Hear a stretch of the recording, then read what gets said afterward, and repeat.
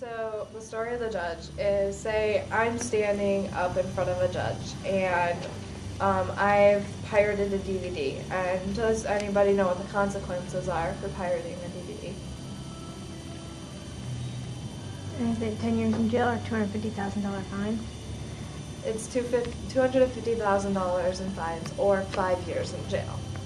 Okay, so the judge looks at me and he's like, well, you've got to make a choice. He goes, either you give me $250,000 to pay the fine or you're spending 5 years in jail.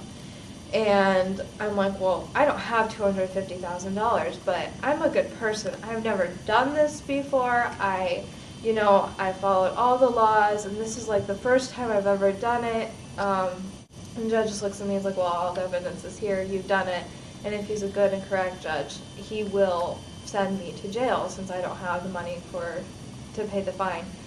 And so there's someone out in the courtroom listening to this, and I don't know who he is, and he stands up and he's like, well, he goes, Judge, can I say something? He's like, yeah. I have the $250,000. I sold my house, I sold my car, I dipped into retirement. I came up with the $250,000, and I would like to give it to you to pay for her fine. And the judge just looks at him, and he looks at me, and he goes, fine paid, you're free to go.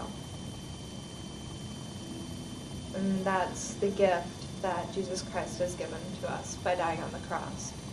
He took and he lived our lives, and he gave up all that he had so that he could be nailed up on that cross, thorns on his head, and die, be totally forsaken by the world, so that we could go free. No death.